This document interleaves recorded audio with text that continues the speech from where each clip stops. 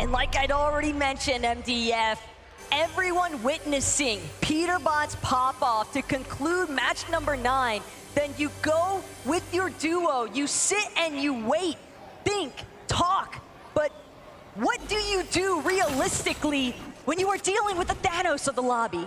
Yeah, I mean, hey, they said it, we didn't, right? This is the truth of the matter, is that everyone looks up to this team as clearly the most powerful in the lobby, but now that we are in the back half, I mean, that short break does allow for other teams to try to sit down and formulate a strategy. 30 minutes between a game where you get to look into the VOD, look into the replay client, right? Feel out what exactly is going on around you is a huge, huge opportunity. I mean, even now, we're seeing people like Acorn potentially find fights there in the feed, but Huddy and Kovacs need to just escape this duo, quite honestly.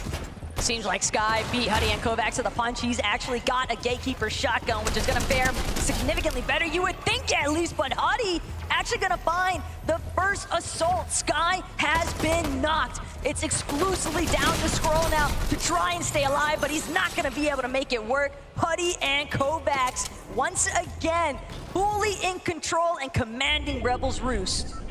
Very nicely done for them now, as we are just jumping into things here. Peterbot, Boyo looking pretty good now. What's happening though? There's action happening here at the raft.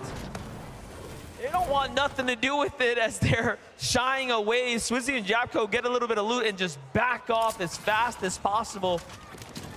You know, it is pretty interesting to think about a 40-point gap that was once at the start of the event, closed, and then all of a sudden sprung right back into the action come the back half. So really showing you that when Peterbot and Boyo win a game, it's usually explosive.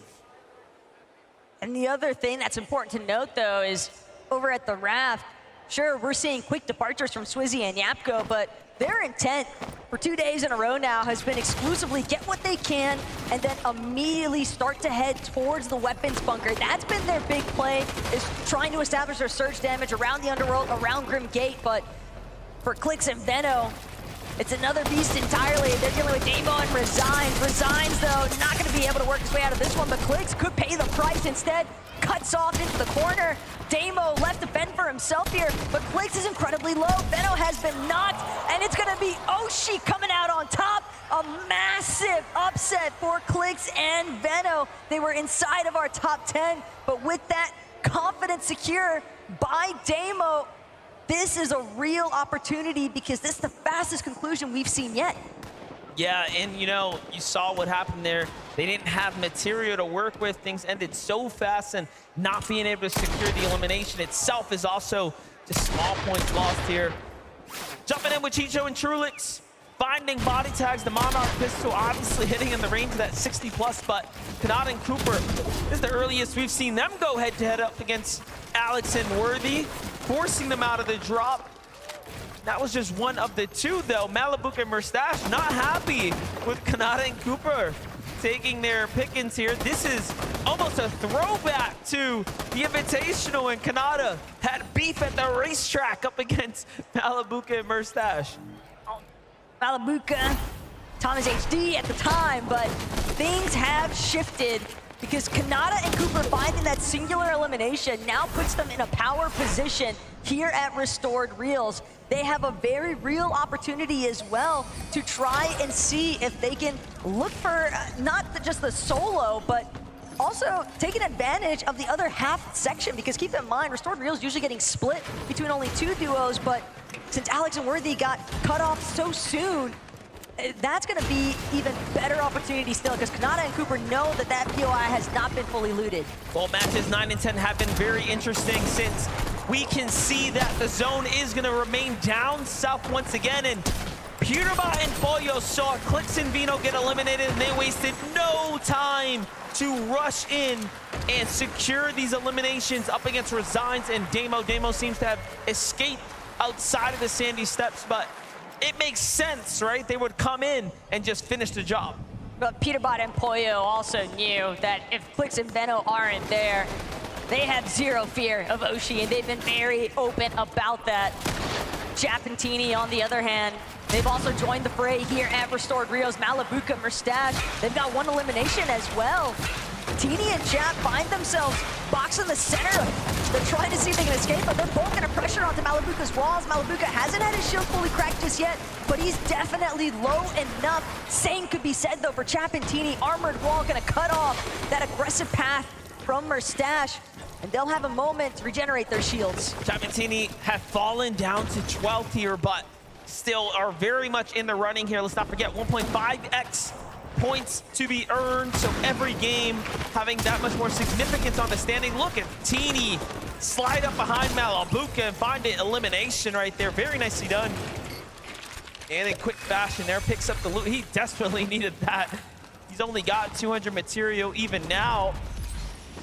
Tap on the other side though, getting tagged off in the distance. Teeny looking to finish off Girus and Shari, who seems to have rotated north from the south after seeing Clix and Vino go down. They're like, oh, okay, there's no one in third party. Let's go the opposite way.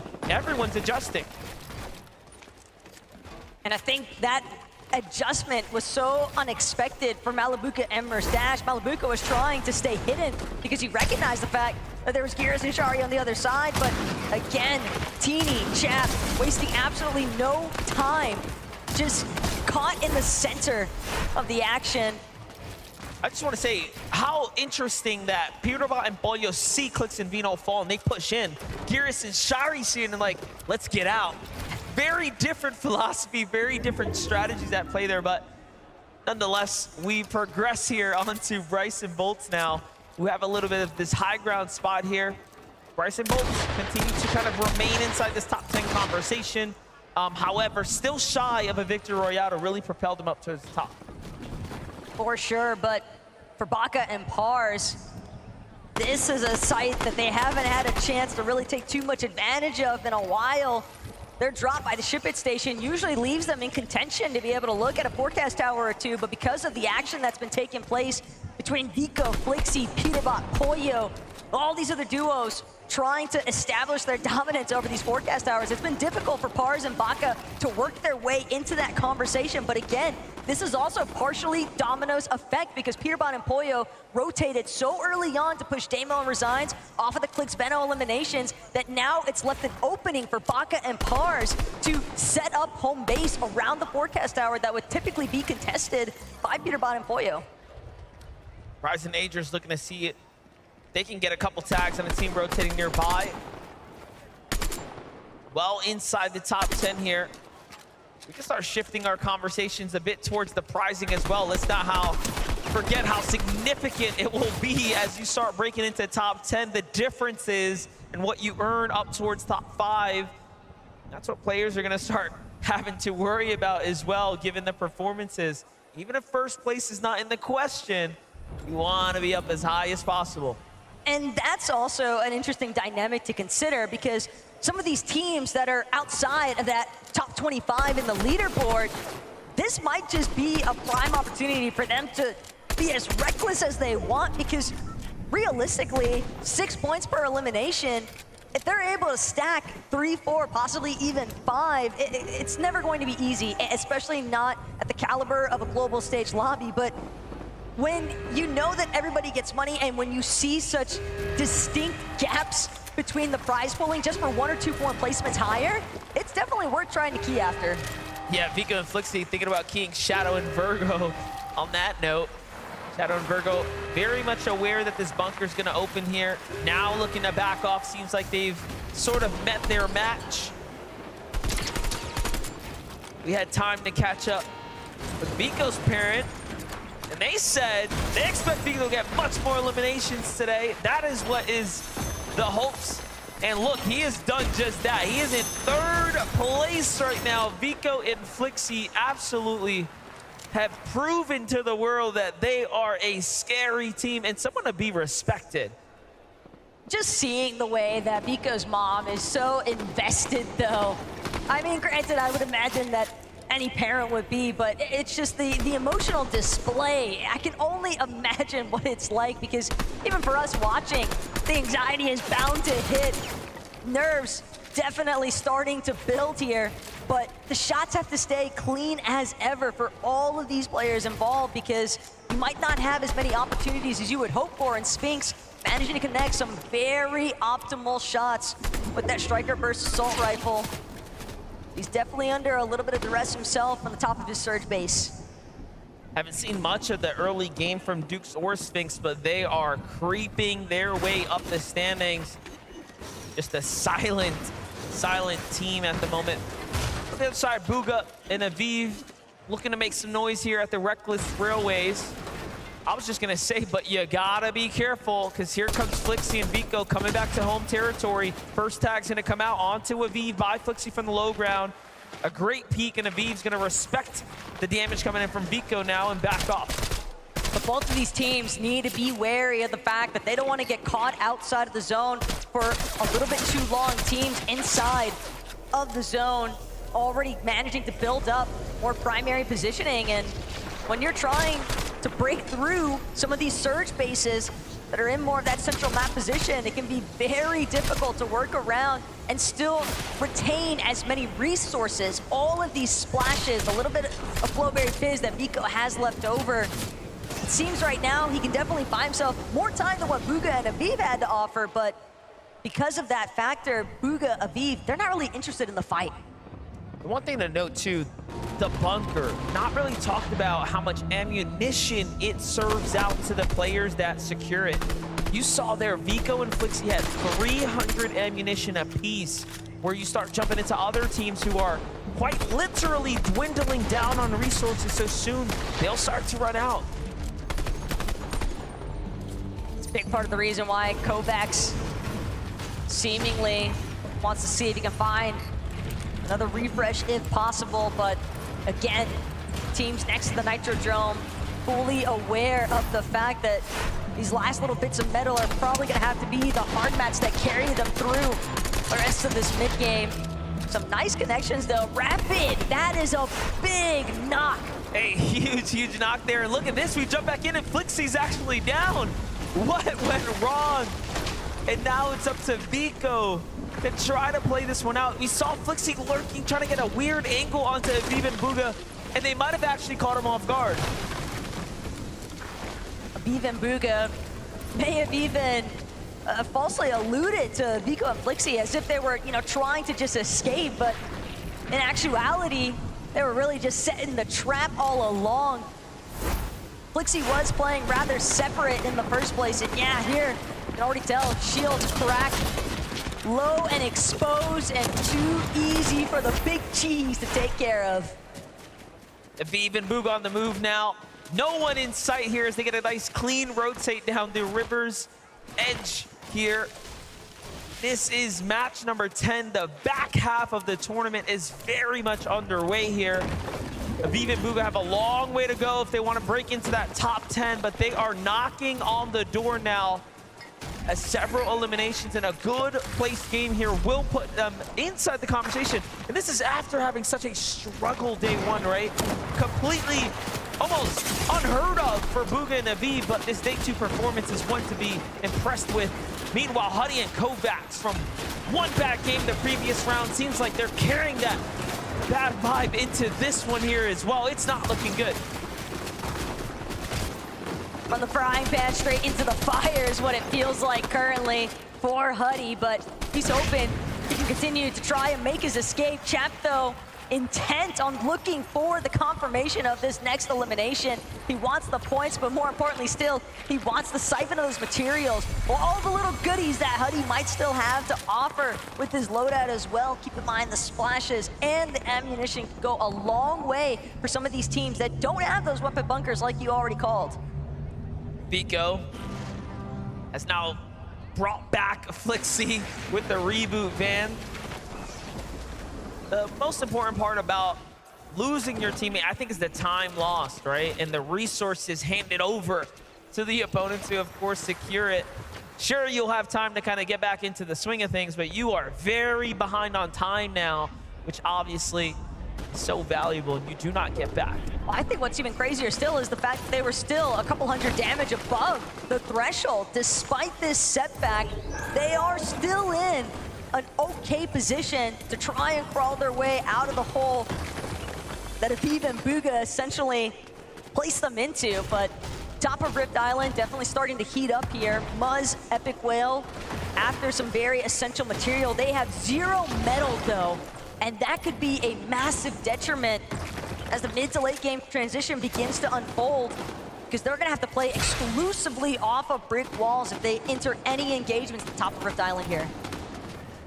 Still very, very difficult spot to be in for Huddy here. They have the damage, not much more than that. That's really the truth of it. Look at how many teams have also began to kind of house up here on the Rift Island. You have the likes of Muzz and Epic Whale, amongst others. Huddy here just trying to figure out what he can scrap together. Material is extremely low here.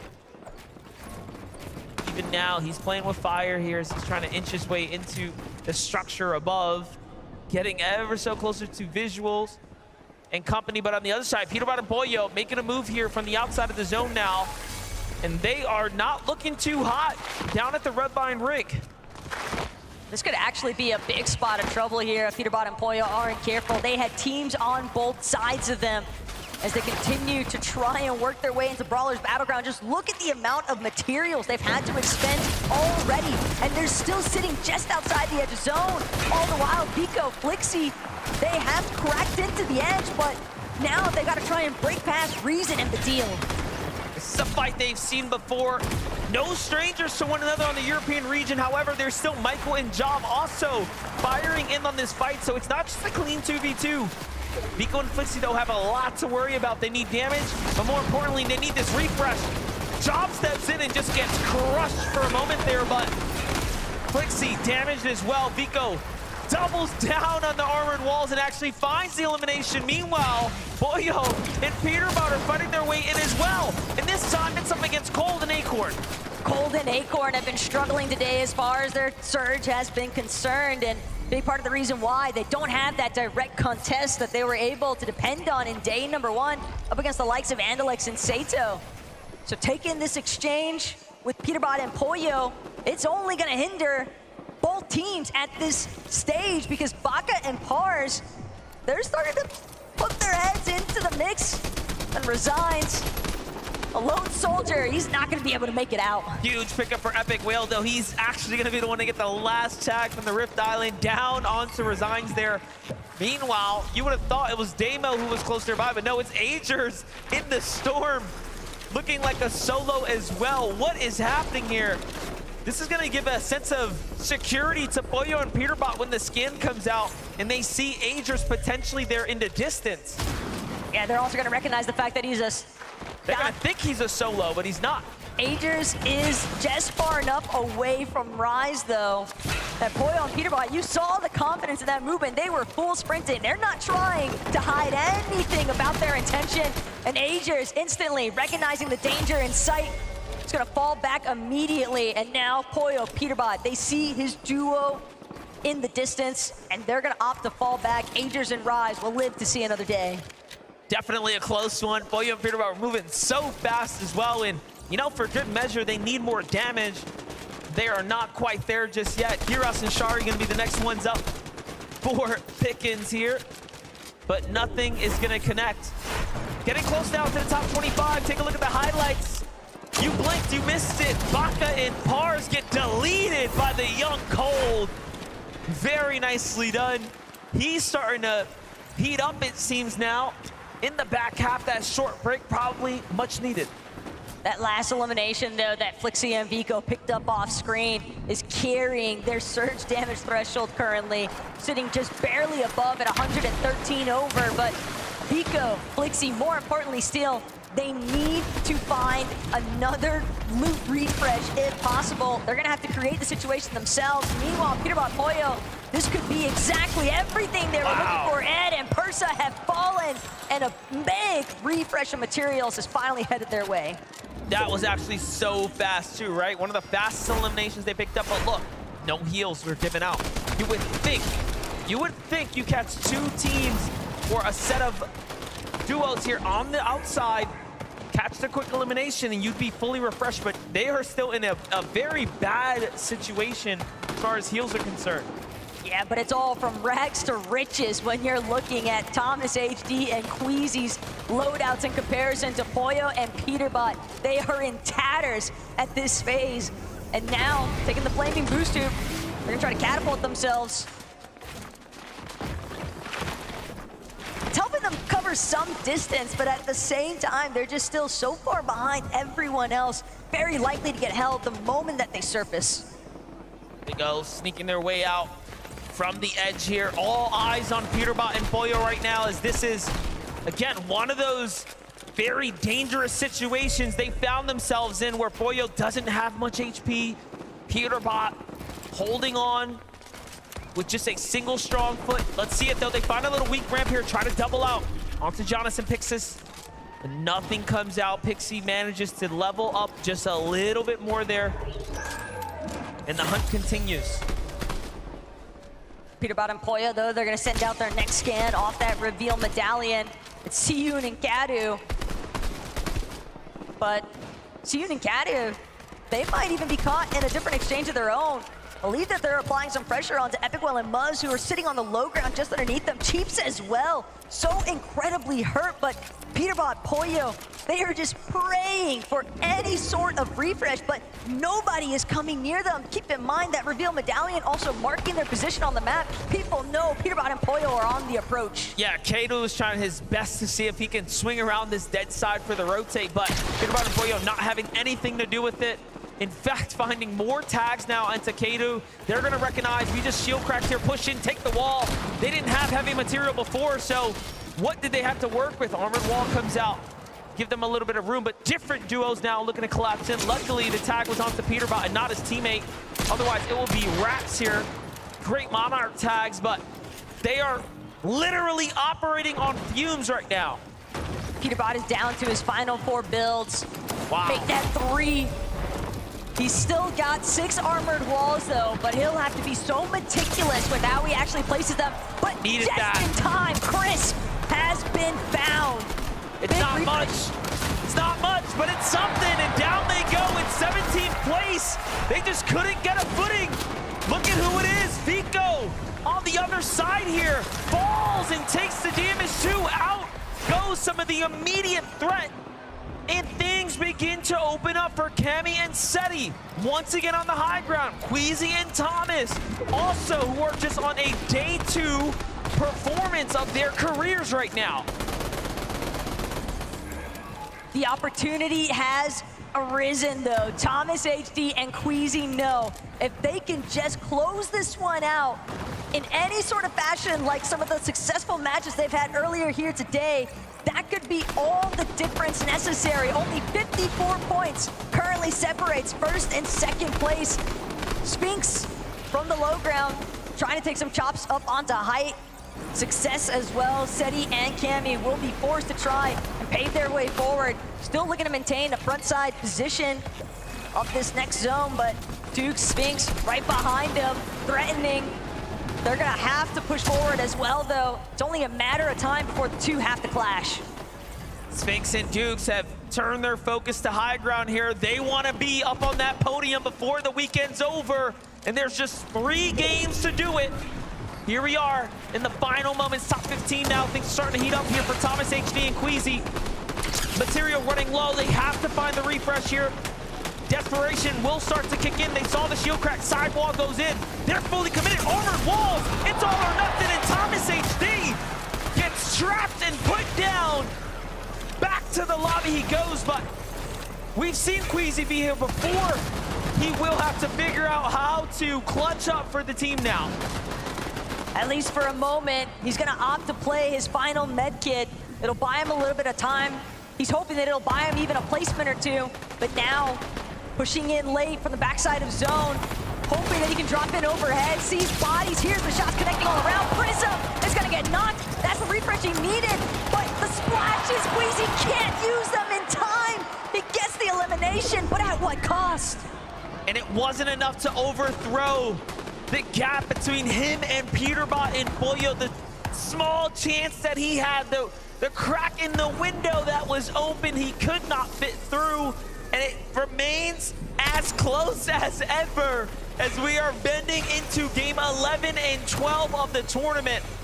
This is Bryce's and Bolt's chance to secure a victory. This is Sphinx and Duke's chance to secure a victory. Or can Cammy and Seti pull a trick out of the hat at this point and come back with another win today? Seti is already out. Cammy may have been right next to him. Swizzy and Yapko, on the other hand, they're looking to be the ones to try and overtake the low ground. They've created so much space, but working through these pre-existing builds and even the buildings themselves here at Brawler's Battleground is posing so much of an issue because Bryce Bolt's in the mid-ground. Pixie as a solo, he's gonna opt for the medkit play as well. Teams falling left and right, and the solos left behind, just hoping that the duos clash into each other. Japko and Swizzy, very solid team, doing what they need to. Beautiful tag out to Gyros, puts them down quickly. Teammate falls behind it, and then Japko delivered Pixie right afterwards, and they jumped their way up to 8 eliminations in the top 3 now. Bolts is weak, but Bryce is healthy. Sphinx and Duke's waiting their timeout from the high ground, listening to what's happening down low. The medallions in full effect, so they have all the information needed, and they're cutting them off. What an angle from Bryce here to find one, now 2 on the low ground. Down comes Sphinx and Dukes. The call has been made. They're looking to close this game out, and they're a very weakened duo down here. Duke's feeling good about this one, though. He knows that these players have got to be low. Final 3 builds remain. Sphinx right up above to back him up, but it's only going to take one last shot. Dukes waiting to see which hole Bolts tries to scramble out from under. Armored walls to surround himself for the time being. That's so smart. He's got something to heal with. He actually is trying to survive it, but Sphinx was also ready on the high ground, and he has an extra med kit. It's going to be so close here as Sphinx has run out of heals, and Bolts has one in 3, 2, 1. It is over, and Bolts wins the game via armored walls and med kits. I knew they would win one this weekend. They were hunting for it for so long. It was only a matter of time before they were finally able to